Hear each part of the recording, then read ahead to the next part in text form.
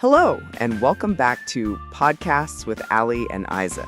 We are so happy you decided to join us again today for another fun chat. I'm Ali, and this is my co-host, Aiza. How are you doing today, Aiza? Are you ready to dive into some real, everyday English? Hey, Ali, I'm feeling fantastic, and I'm totally ready.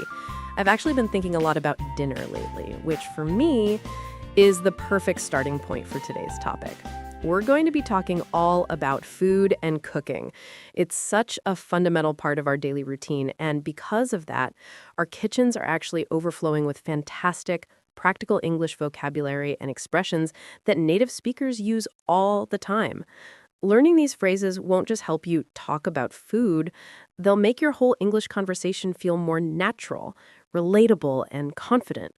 We're going to walk you through a casual conversation about what goes on before, during, and after making a meal. Exactly. We want to teach you phrases that move beyond just, I cook food. We're talking about the language you hear when friends are deciding what to eat or maybe watching a quick cooking show online. For example, let's start with a really common one, deciding what to make. Sometimes I'm just too tired after work and I need something fast. I might say, I'm just going to whip up dinner tonight. That phrase, whip up, is great. It means to prepare something quickly and easily. It suggests minimal effort and often a simple meal. Think of it like this. I was going to make a big fancy casserole, but now I'm tired, so I'll just whip up some scrambled eggs and toast. It's a very common, snappy phrase. That's a brilliant one, Ollie. And it stands in contrast to another great phrase, which is meal prepping. You know, the trend where people cook large amounts of food on a Sunday so they have lunches or dinners ready for the whole week. That's meal prepping, and it requires a lot of effort. So you wouldn't say you whip up a week's worth of food. You'd say you spent the afternoon meal prepping. If I'm talking to a friend, I might ask, are you doing any meal prepping this week, or are you just going to rely on takeout? And that's another phrase right there, takeout. That's any meal you get from a restaurant to eat at home, or even delivery. So you can see how our English is layered. We have quick verbs like whip up, and we have compound nouns like meal prep and takeout that describe our modern routines. The vocabulary really expands when you start talking about the actual preparation. Let's imagine we've decided we are going to cook. We're in the kitchen, and we need to handle the ingredients. There are so many verbs that describe different ways of cutting food, and getting them right makes you sound like a pro. When you're making a soup or stew, you don't just cut the carrots, you chop them. Chopping is cutting into medium-sized, often irregular pieces. But if you're making a fine sauce or a fancy dish, you might need to dice the vegetables. Dicing means cutting into small, precise, uniform cubes. So pay attention to the difference. Big pieces get chopped, and small, neat pieces get diced. And don't forget mincing. That's even smaller than dicing, often used for garlic or ginger, where you want the piece to be tiny enough to practically dissolve into the sauce, releasing all its flavor. So to recap the cutting verbs we've introduced, you chop the rough vegetables for a stew, you dice the tomatoes for a salsa, and you mince the garlic for a marinade. It's a progression from large to super small. And before you even get to cutting, you often have to peel an ingredient. We peel potatoes, we peel carrots, and even bananas, of course. When I'm in a hurry, I'll tell my partner, hey, can you peel and dice this onion while I get the pan ready? See how you can stack those verbs together in a very practical sentence?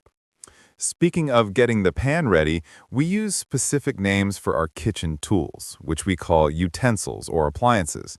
A pan is a general term, but a non-stick pan is specific, great for eggs, and a stock pot is the large, tall pot you use for making a huge batch of soup or boiling pasta. If you're baking, you use a baking sheet to put cookies or vegetables on. You wouldn't call a stock pot a baking sheet, of course, but knowing the exact name for the tool helps you give and follow instructions. For example, we need to use a stock pot to boil the noodles, and then we'll sauté the beef in a large non-stick pan.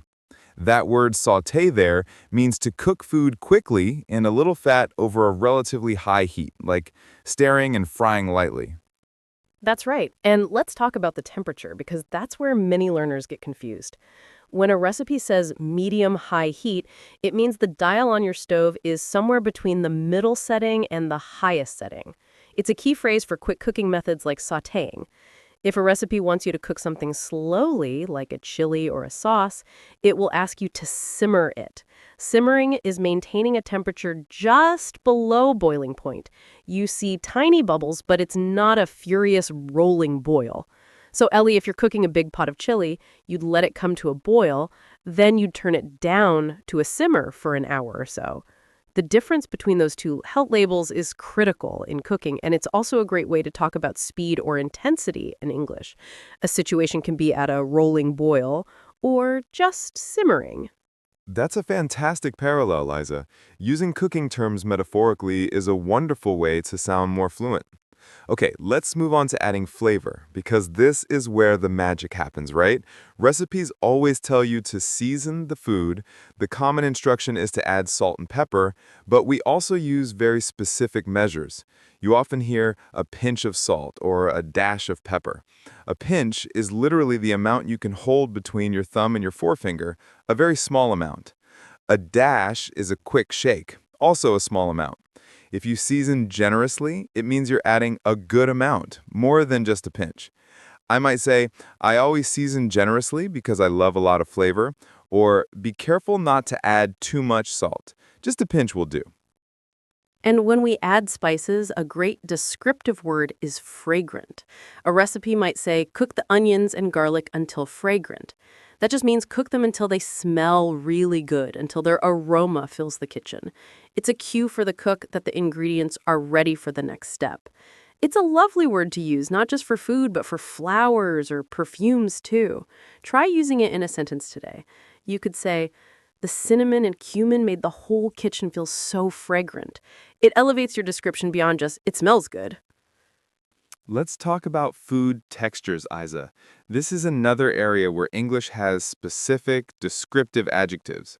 When you're making a stir-fry, you want your vegetables to be crispy, meaning they're firm and have a satisfying crunch. But if you're cooking a roast, you want the meat to be tender, meaning soft and easy to cut or chew. When we cook pasta, we often use the Italian phrase al dente, which means cooked just enough so that it's firm to the bite. It's an example of how English borrows terms from other languages, especially in the food world. If your vegetables are too soft, you might say they're soggy or mushy, which is a polite way of saying they're overcooked and not very good. Yes, and those are important words for those times when things go wrong. Because let's face it, we all have cooking oopsies, right? We've all burnt something, maybe the toast or the bottom of the rice. If something is burned, it means it's scorched and inedible. If your dish is too salty, you need to find a way to salvage it. To salvage something, it means to rescue it or save it from being a total loss. I often ask my mom, how can I salvage the soup? I think I added way too much pepper. So when you make a mistake, don't panic. Just think, how can I salvage this conversation or this recipe?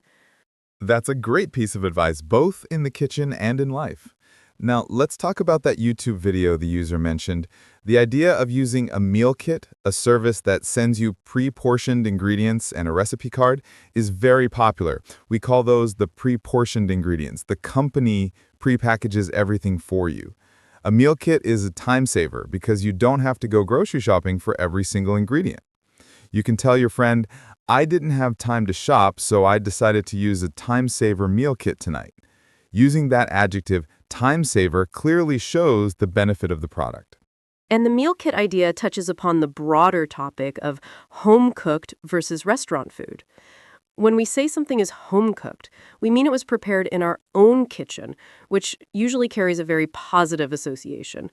Home-cooked meals are often seen as healthier and more comforting. That leads to the phrase comfort food. What's yours, Ollie? Comfort food is any food that provides a feeling of well-being, usually something we ate a lot as children. For me, it's a big bowl of creamy macaroni and cheese. It's my go-to comfort food when I'm feeling down. Mine would definitely be a simple chicken noodle soup. It's warm, it's easy to eat, and it just feels like a hug in a bowl. It's pure comfort food. We can also use a great adjective to describe food that tastes exceptionally good, mouth-watering. If you see a picture of a delicious-looking dessert, you might say, "Oh wow, that looks absolutely mouthwatering." It means it looks so good it makes you want to eat it right now. It's a very high compliment for a dish. And don't forget that cooking involves a lot of reading. When the hosts in the video are looking at their recipe card, they're consulting the recipe. To consult means to look at something for information or advice. They consult the recipe to check the instructions and the list of ingredients. The ingredients are all the things that go into the meal. They might say, I need to consult the recipe one more time to make sure I don't forget the secret spice blend. A spice blend is just a mix of different ground spices, like the chili cumin mix they mentioned. We've talked a lot about the cooking part, but the conversation doesn't stop once the food is served. There's the crucial final step, the cleanup. Nobody loves it, but it's a huge source of everyday English vocabulary. After dinner, someone has to do the dishes. We often use that entire phrase, do the dishes. If you have a machine that washes them, you load the dishwasher, and then you run the dishwasher. And you might also wipe down the counter. That's cleaning the kitchen surfaces, making sure they're shiny and ready for the next meal. A very common division of labor is, I cooked, so you have to do the dishes. And what about the food that's left over? That's called leftovers. If you cooked too much, you can say, we have so many leftovers, I won't have to cook again until Wednesday. You would put the leftovers in the refrigerator and maybe put them in a container called Tupperware. Though that's a brand name, it's so common that people use it for any plastic food container. You might ask your friend, are you saving these leftovers in a piece of Tupperware? It's just another example of how we use brand names as common nouns. We've covered so much ground here, Aiza, from whipping up a meal to storing the leftovers. Let's circle back to a final, very practical phrase. Sometimes a friend invites you over for dinner, but you can't make it. You would say, I have to take a rain check. Take a rain check means to politely decline an offer now, but suggest that you'd like to do it another time. Your friend might say, hey, we're whipping up some tacos this Friday. Want to come over? And you could reply, oh, I'd love to, but I'm busy. Can I take a rain check and come over next week instead? It's not about the weather, even though it has the word rain in it. It's a beautifully idiomatic way of saying, not now, but soon. That's a perfect example of a phrase that just sounds natural when you use it. Let's take a moment now, listeners, for our interactive section. We've given you a ton of wonderful practical words and phrases today. We're going to give you 3 specific phrases, and we want you to pause the podcast and try to say each one out loud in a sentence of your own. You can even write them down. The goal here is to get your mouth used to producing this English, to move it from your brain to your tongue. Ready? The first phrase is whip up. Think about a quick meal you can make and say, I'm going to whip up a sentence using that phrase. Remember, it means to make something quickly. For instance, if I get home late tonight, I'll just whip up a salad and some soup. Now you try it. Say it out loud. Don't worry about being perfect. Just feel the rhythm of the sentence. Excellent. The second phrase is season generously. This is great for when you are adding salt, pepper, or spices. Think about a dish that needs a lot of flavor. For example, this chili tastes a bit bland. I need to season generously with more cumin and paprika. Now, it's your turn. Say a sentence using season generously. Focus on the pronunciation of generously. It's an easy word to stumble over, so slow down and say it clearly. And finally, the third phrase we want you to practice is take a rain check. Think about an invitation you might have to decline politely. You could say, thanks so much for inviting me to dinner, but I have a meeting. I'll have to take a rain check this time. This one is so valuable for sounding like a native speaker. Try to say that whole phrase in a smooth, connected way. Take a rain check. The more you use these phrases, the more they will become a natural part of your vocabulary. Don't just understand them, own them. Use them in your next conversation or even when you're just thinking about dinner. That's the secret, isn't it, Ollie? Using the language in a real-world context is what turns vocabulary into fluency. We hope that today's episode has given you the perfect ingredients to mix up your English conversation and make it truly mouthwatering. Remember that learning the language is a marathon, not a sprint. Every single word you master, every idiom you start to use naturally, is a step closer to your goal. So next time you're in the kitchen, don't just cook. Narrate what you're doing in English. Absolutely. Tell yourself, I need to peel this garlic and mince it finely. Or, I'm going to sauté the onions over medium-high heat until they are fragrant. You can practice all by yourself. Thank you so much for listening to Podcasts with Ali and Aiza. We love spending this time with you. Yes, thank you.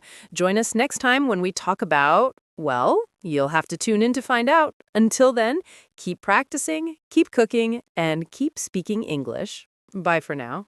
Bye, everyone. We'll catch you next week.